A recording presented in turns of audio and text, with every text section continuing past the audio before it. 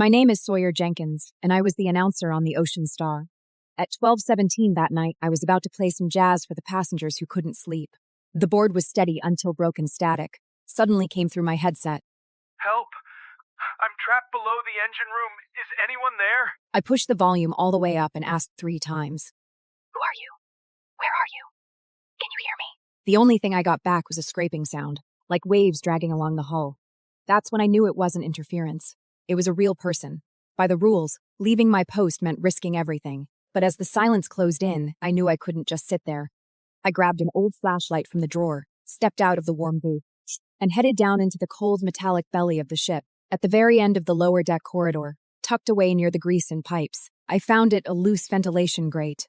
I bent down, shined the light into the dust, and my heart stopped. Out of the pitch black, 7 pairs of eyes stared back at me. To see what was really inside, I had to crawl into the vent myself. It was even tighter than I expected. My shoulders and elbows kept scraping against the metal. The farther I went, the hotter and heavier the air felt, and the engine noise got louder. So loud I could hear my own breathing bounce off the walls. When I finally dropped down from the vent, I saw what was really in there. Not one person, 7. An old man, grown men, women, and one very young girl. They were all crammed inside. That hidden compartment below the ship, like people someone had gone out of their way to keep out of sight. But the one who hit me hardest was the little girl, maybe 12 years old. She was hugging her knees and staring at me like she was trying to decide if I was really going to get them out. At that point, I only had one thought. Get them out first. Yeah. I helped the nearest person to their feet, told Leah to stay close and started leading all 7 of them out. But the second we stepped into the corridor, a flashlight snapped on at the far end. It wasn't security. It was Captain Victor, Sawyer. my own uncle. Victor didn't rush toward us. He didn't even ask who they were. He just lowered the flashlight, letting the beam slide from my face to the 7 people. That's when I realized he hadn't just found out. He already knew. Sawyer, you found something you weren't supposed to find. He didn't look surprised at all. I pointed at the 7 people. And one thought kept hitting me. They'd been down there for 12 days. If they stayed any longer, somebody was going to die. They've been locked down there for 12 days. The old man has a fever. The girl is dehydrated. Can't you see that? I can see it. I thought he'd at least panic for a second, but he didn't. They don't have documents. They don't have tickets. If this gets out, the whole ship gets detained. The company loses millions, and both of us lose our jobs. It was like he'd already done the math. What this ship would lose if everything came out. What about them? At the next port, they'll be sent back. Victor said they'd be deported at the next port. I looked at him and, for a second, remembered the man who taught me how to swim when I was a kid. Okay, but the man standing in front of me now was ready to send 7 half-dead people back into the dark. I didn't take them back to that compartment. Once Victor was out of sight, I led all 7 of them around the cameras and toward the crew area. At every corner I stopped first and listened. Don't make a sound, just follow me. Only when the hallway stayed quiet did I let them move. I hid them in a storage room beside the crew rest area. It was barely 6 square meters, packed with old life jackets and spare ropes. I pushed the clutter against the wall and told them to sit down. Are you really going to help us? Yes, but right now, you have to stay quiet. Leah didn't sit down. She just stood beside me, pinching the edge of my sleeve. Are they going to send us back? Her voice was almost too small to hear, but her question said what everyone else was afraid to ask. Not while I'm here. I went to the infirmary for fever medicine, bandages, and a thermometer, then slipped into the kitchen for sandwiches and water. The old man's fever was high, and his lips kept moving. He is saying thank you. The footsteps outside didn't stop at our door, but they told me we were running out of time. At 2 a.m, I went back to the storage room with a recorder in my hand. One ship announcer couldn't save them alone. But what if the whole ship heard them? I told Marcos I needed their names. I need your names, what happened to you, and who locked you down there. I could tell he didn't distrust me. He knew that once he said it out loud, there was no taking it back. If nobody hears you, you may not even make it to shore. Marcos stayed silent for a long time. Then he finally nodded. My mother is in Miami. She doesn't know I'm alive. One by one, they started talking. I just want my daughter to be safe. One had run from war. One had lost family. One just wanted to sleep somewhere without waking up to gunfire. My mom was on another boat. She promised she'd come back. I thought she was going to say she was hungry or scared. When did you last see her? But she talked about her mother. 2 months ago, in the Mediterranean. By daylight, the ship acted like nothing had happened. Passengers were taking photos, drinking, lining up for shows. And I was alone in the broadcast room, cutting We've the been locked down testimonies there I for had 12 recorded days. the night before. The door opened without a knock. Victor walked in, glanced at the recorder on The my ship will desk, dock in Marseille in 24 hours. then looked straight at me. He didn't waste time. His first question was where I had hidden them. After we dock in Marseille, I will handle everything properly. By properly, do you mean saving them or making them disappear? The maritime law has its limits, sire. I have a whole ship of people to protect. And the people downstairs? Aren't they people? Don't push me. After he left, I tried to test the ship-wide broadcast. The main controls were locked. The screen was black. Someone had gone through my recorder, but they forgot one thing. In the corner of that room, there was still an old backup board from the 90s. At 10 that night, I sat in front of the backup board with sweat in my palms. The main system was locked, but this old machine could still carry a voice through the whole ship. When the red light came on, I knew there was no going back. Ladies and gentlemen, this is Sawyer, your ship announcer. I'm sorry to interrupt you, but there's something you need to hear. My mother is in Miami. She doesn't know I'm alive. I'm 73. I just want to die somewhere peaceful. I want to find my mom. When the recordings ended, it was like the whole ship froze. No one in the dining room touched their forks. No one at the bar lifted a glass. People stopped in the hallway, all listening to the same voice. They're not cargo. They're just trying to stay alive. The second I shut off the mic, the bridge channel lit up in my headset. They didn't ask what happened. They just gave an order. Lock down the broadcast room now! I didn't wait for them to come for me. I slipped out through the side door and ran toward the deck. Cabin doors were already opening. Where are they? Let the doctors through. People were stepping out with their phones raised, like the whole ship had woken up at once. By the time I reached the deck, Victor was already surrounded. Everyone, please stay calm. We will handle this properly. What do you mean properly? Are you sending them back? But no one was really listening to him anymore while the crowd pressed Victor for answers. Michael came toward me from the bridge. His face had gone pale. Sawyer, the second officer is gone. What do you mean? The keys to the storage room are missing too. Like he had just confirmed something worse. I didn't wait for him to explain. I turned and ran back toward the crew area. I pushed open the storage room door. Everyone was still there, except the spot where Leah had been sitting was empty. Someone in a white uniform came by just now. I stared at the empty blanket, and everything clicked at once. A man in a white uniform came in. He said Leah needed a private medical check.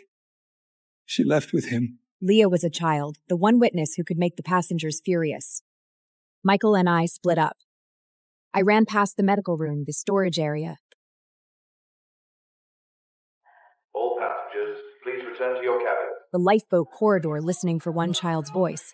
Then I heard Leah behind an isolation door. Leah, it's me! Leah, Sawyer, I'm scared. Her crying was tiny, like the metal was pressing it flat. Don't be scared. I hear you.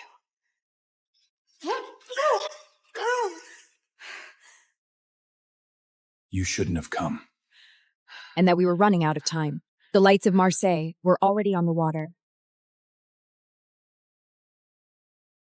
The moment it opened, I saw Leah curled in the corner. Are we going to die? No. Dawn is coming. And the second officer trying to slip out through the other passage. At 6 a.m, the ship approached Marseille. The dock was already filled with reporters, police, and human rights workers. The videos passengers had posted overnight made it impossible for the company to hide what happened. Will I find my mom?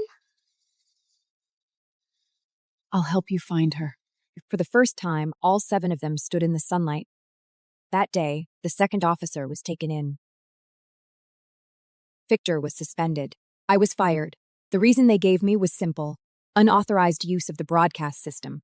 I thought the story ended there, until 1 week later, a letter from Marseille arrived. After Marseille, I kept waiting for news. A few days later, a letter from Marcos finally arrived. He said they had been placed in a refugee center in France, and for now, they were safe. There was also a photo inside. In it, Leah was holding her mother, crying so hard her eyes were swollen. On the back, there was only one sentence: "Thank you for letting me live." I cried for a long time. For a moment, I thought that was the best ending we were ever going to get. But that same night, my phone rang. It was a number I didn't know. Sauter, my name is Elena. I remembered her immediately, the woman in the corner whose leg could barely hold her up. I know who put us on that ship. She wasn't calling to thank me. She said she knew who had put those 7 people on the ship in the first place.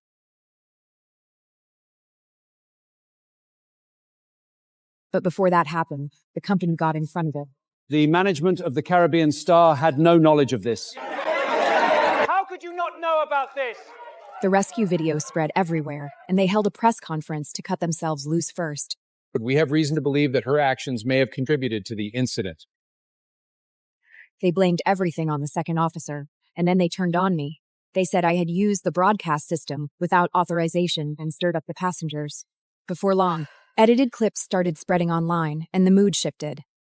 That night, my mother sat across from me at the dinner table. Sawyer, do you want to stop? If I stop now, they'll reduce those 7 people to a management error. I went to see a lawyer. The recording proves that one incident. If you want to prove the company allowed this for years, you need an internal witness. She gave me the one answer that mattered. To bring them down, I needed someone on the inside, willing to talk.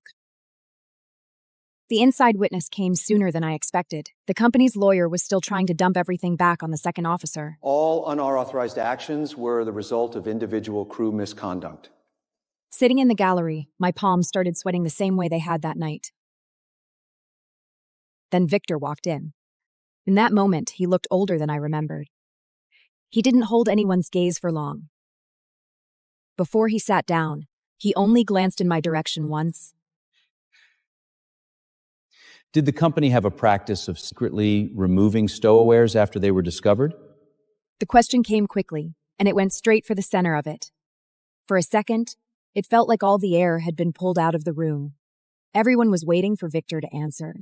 Victor stayed silent for so long that I thought he was going to choose the company again. Yes. But in the end, he answered. It was just one word, and it brought the whole wall down.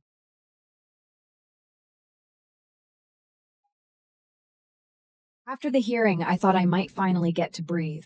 But not long after that, a new email hit my inbox. The subject line was only 2 words: save them. The email said there were 3 stowaways on another cargo ship locked near the refrigeration hold. The sender left no name, only one line: don't ask who I am. They won't make it through the night. That's when it hit me. The Ocean Star was never the only ship. We got those 7 people out, but there were more, hidden in places no one was meant to see. This couldn't keep depending on luck. Hello? Hello. I'd like to set up an anonymous reporting system. Do you know how many shipping companies you'll offend by doing this? The person on the other end went quiet for a few seconds, like they were deciding whether I was out of my mind. But I knew this much. I know. If no one answered emails like this, the voices in the dark would stay in the dark forever. This time, I had no broadcast room and no ship-wide microphone. All I had was one anonymous email and a 48-hour countdown. Hello? Hello? Patient 48 hours To beat the rescue clock, station. I reached out to a port lawyer, a doctor, and the Coast Guard all at once. There are no unauthorized persons on our vessel. But the cargo company flatly denied that anyone was on board, just when it felt like they were running out the clock. The anonymous tipster finally sent another message. Paul finally stepped out from behind anonymity. If they find out it was me, I'm finished. Even so, he still told me exactly where those 3 people were. First, we get them out. The day the ship docked, the police really did find those 3 people near the refrigeration hold.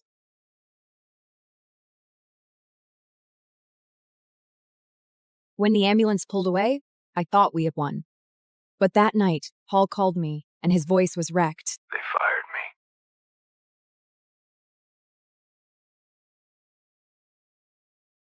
The night Paul was fired, I finally understood something. Getting people out wasn't enough. Anyone brave enough to speak needed somewhere to land, so Elena and I rented a tiny office. We turned everything into a process: find, record, report, protect the source. I thought we were building a charity. Then Elena looked at the chart and shook her head. This isn't charity. Then what is it? It's another kind of broadcast. Our first job was finding Paul a new one. The second was connecting the anonymous system to more ports. The third was making sure every whistleblower had a way out. The phone rang from morning to night, and the names on the board kept multiplying. That first year, we only hoped to help 5 people. But our first case won, and the person we rescued was granted asylum. Just as I thought the organization might finally be standing on its own, the hospital called. Sawyer, Victor is critically ill. He wants to see you. By the time I got to the hospital, Victor looked like a different man. The monitor kept beeping beside him. When he saw me, his lips moved for a long time before he finally managed to say my name. Sawyer. I hadn't called him uncle in a long time. Uncle. Back then, it wasn't that I didn't know right from wrong. I was just too afraid. He didn't ask me to forgive him. He just handed me an old hard drive and a will. The money goes to those who are still alive, and the evidence goes to those who haven't been heard yet. A few days later, he was gone. I didn't use the money for a memorial. I used it for Leah's mother's immigration case. Victor hadn't saved those 7 people that night, but in the end, he helped save one family's future. After Leah and her mother settled down, she wrote to me often. She said she wanted to study communications. But every time she imagined speaking in front of people, her hands went cold. I took her to a small radio station. She stood in front of the microphone, pinching the hem of her shirt, afraid to even breathe too loudly.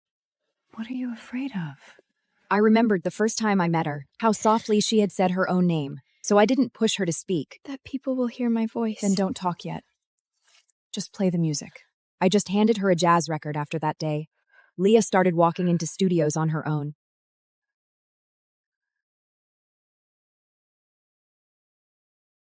An announcer doesn't always have to talk? Not always. An announcer helps the right voices get heard. 3 months later, she sent me a screenshot, an internship offer from a late-night radio show. She wasn't fearless, but she was moving toward her own voice. The night Leah hosted her first late-night show, I sat by the radio feeling more nervous than I had before my own broadcast. She hadn't told me what the episode was about. She only said, "Listen to the end." She connected a caller who had survived at sea. I was once locked in, Edward. Locked in the lower deck of a cruise ship. An announcer saved us. When the woman's voice came through the radio, my fingers froze. I knew she was remembering that night. The vent, the flashlight, the dark. That announcer is a role model for all of us. Number about I Harding's man. In the just. If you're in the dark, please don't believe no one can hear you. I was just about to breathe when the hotline light came on. A boat has gone missing in the Mediterranean. After the hotline call, all we had was a very rough coordinate. The area was too wide, and there might be children on board. We didn't have a rescue boat of our own, so all we could do was call nearby vessels again and again. Most of the calls came back with the same answer. You are not an official agency. Stop causing trouble. The people are out there at sea. They can't wait for procedures. That night, Elena stared at the blank stretch of sea on the map for a long time. She didn't complain, and she didn't try to comfort me. She just said one sentence that kept me awake all night. Sawyer, if we always rely on others to send boats, we'll always be a step too late. The next day, we launched a fundraiser to build our own small rescue boat. There were plenty of doubts, and the numbers moved slowly at first. I was once that child waiting to be heard. Until Leah went on air and told her own story from the lower deck for the first time. When Elena was diagnosed with cancer, fear wasn't the first thing she said. She was lying in a hospital bed with case files beside her, and she looked at me and said the work couldn't stop. The organization can't stop. She pushed her contacts, case sheets, and lawyer lists into my hands. I stepped back without meaning to, because I knew those papers weren't just files. I'm not a lawyer. You're the voice. They were an entire rescue net at sea. After I took over maritime rights, I moved the office to Miami closer to the port and closer to danger. On the first day, 3 reports came in. That's when I understood the red button wasn't in a broadcast room anymore. It had become a network. Are you scared? That night, Leah called and asked if I was scared. The next Yes, day, an invitation to but I speak know at where an to industry press. conference landed in my inbox. Years ago, I was fired for pressing that broadcast button. Many years later, I stood in front of the entire maritime industry, and my palms were still sweating. This var det nämning the cation that I will willing for reds. I reduced it to 4 simple steps: identify, protect, report, and rescue. Do you have any idea how much operational risk this will add? If you lock people in the lower deck, does the risk cease to exist? 3 companies signed on the spot. More people slipped the materials into their briefcases and said they needed to review them. Which are they into? I knew that sometimes review doesn't mean caution. It means delay. If we had this before, I would have spoken out. That night, I hadn't even taken off my badge when a news alert hit my phone. The company that refused to sign had already fired the crewmen who reported them. They didn't fail to understand. They understood perfectly, and that's why they're afraid. We have taken no retaliatory action. The employee left due to an internal disciplinary matter. The company denied everything first. Then they said the whistleblower hadn't been punished. He had left because of an internal discipline issue. Sitting in our office, I watched the same old script play out. Sawyer, can these materials go public? I handed the evidence to the press. The next day, more sailors began sending materials anonymously, and the reports flooded into our system like a tide. Protect the people first, then release the evidence. The phones were ringing so much they felt hot. Leah came in to help, taking calls and writing as fast as she could. She looked up and asked if we were going to fall behind. Sawyer, are we going to fall behind?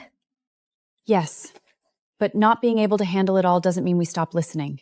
We worked until dawn. When the phones finally went quiet, Leah's phone lit up. She stared at it for a long time, then spoke so softly it was like she was afraid to wake something. The Ocean Star had invited her to become its new announcer. The Ocean Star. They want me to be the new announcer. Years later, I boarded the Ocean Star again, this time as a passenger. The ship had been renovated. Ladies and gentlemen, welcome aboard the Ocean Star. I opened the door to the broadcast room. She was sitting at the board with one side of her headset on, working the way I used to.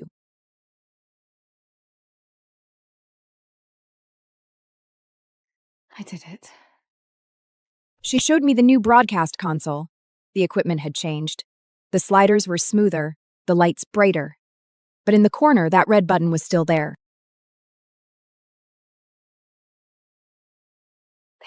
Late that night, the broadcast room was lit only by the equipment. Leah was about to close the logbook when the system gave a single alert. It wasn't a routine notification. The location. It's below deck.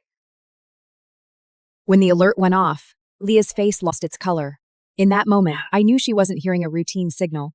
She was being pulled back to the night when she was 12. Did you hear it? I heard it. Broadcast room. Do not make this blick yet. Wait for The confirmation. bridge told her to wait for confirmation, but she kept looking at the anonymous distress signal and never turned back to me. They don't have time to wait. She finally pressed the button. Her voice trembled on the first line. All crew members, this is the broadcast room. We've received an emergency distress signal from the lower deck. Medical and security teams respond immediately. We found 2 concealed individuals. Their vital signs A few are minutes under weak. later, the report came back from below. 2 hidden people had been found, both with weak vital signs. Did I do the right thing? I looked at Leah and for a moment I couldn't speak.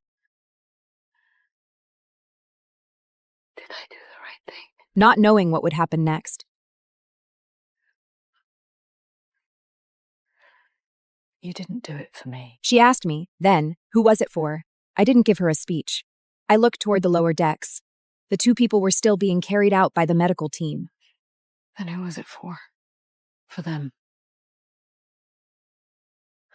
When those 2 people were brought up to the deck, the medical team was already This waiting. is the captain. We The have captain a medical notified the emergency port on board, authorities requesting himself. immediate No assistance. cover-up. No secret transfer. So the rules really can change. They can. Just slowly.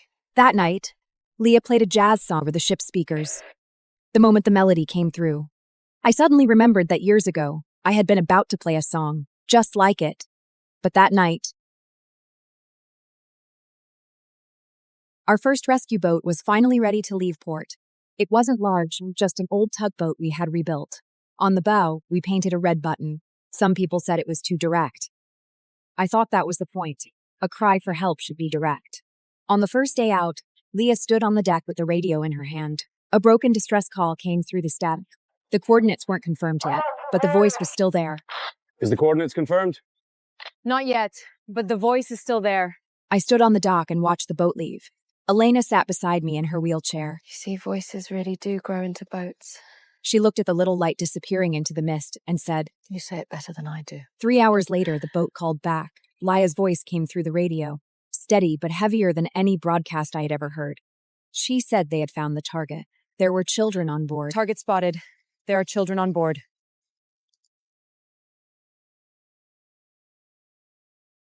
On the 20th anniversary of Sea Rights, the hall was full, different faces, different languages, different stories, but each of them had once waited in the dark for someone to notice. 20 years ago, I helped rescue 7 people. 20 years later, behind those 7 were thousands of names. Marcos came from Venezuela. Thank you. Leah's mother came too. For letting my daughter live. She held my hands, and her English was still halting. She thanked me for letting her daughter live. She survived on her own. Photos of the people we had helped began to play on the screen. I saw elders, children, crew members, whistleblowers, and Paul. He was now a supervisor at another shipping company. Over 20 years, we hadn't only helped people survive. We had kept voices from being forced back into silence.